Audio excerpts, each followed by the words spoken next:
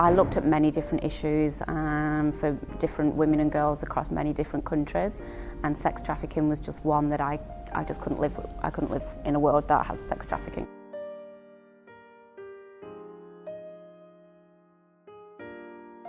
I started by going to visit with 200 girls who had been rescued, and they explained that the day they got rescued from a brothel, the traffickers didn't go without a girl. They just went out into a new rural village and took another girl. And then they went on to explain that not one of those girls had actually been in school when they were trafficked.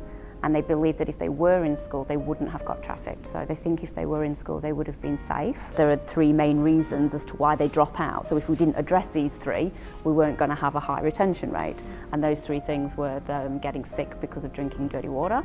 It was the food comes up time and time again as to why they have to not go to school because I've got to find food. And the other one was the adequate shelter.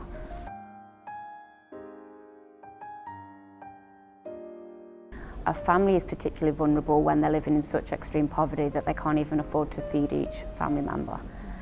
So when we meet our families, a lot of them are foraging in the forest after school, looking for ants to find that they can fry. And so they can't afford a school uniform. They can't afford a pair of shoes and books and pens. So it's quite easy really for a trafficker to walk into a village like that and identify who to target. So we identify girls at high risk of being targeted by traffickers, and we get them a uniform and a bike and a bag full of books and pens, and we visit her every month so that she can stay safe and stay in school. We give them a water filter so that they can filter the water and it's safe to drink.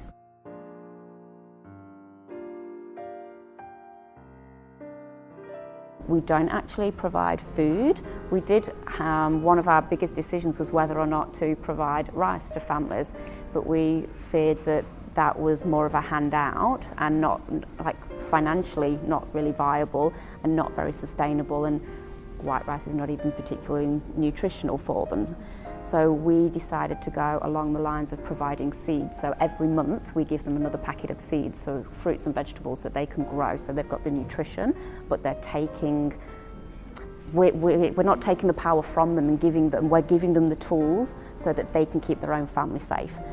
So with our smaller girls, our younger girls, the families are growing the veggies, but with our girls who are about 12 and older, they're responsible for their own veggie gardens and they're feeding their families. It is led completely by local Cambodians, so we have 18 Khmer education outreach officers that we've trained in social work, and then we have two people over there that help upskill them so that they've got the skills that they need to be able to go out and do this work.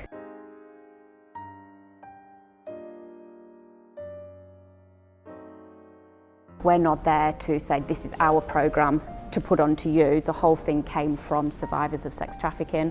They told us what was needed. We went out starting to do just that to begin with. I thought we would work with girls that had been rescued from this because of the horrors that I knew they'd already been through, and yet I found that there were already aftercare centres for girls when they're rescued. There was amazing organisations working in the justice system and the legal system, and there was nobody doing prevention. There was nobody going out there looking for girls before they were trafficked.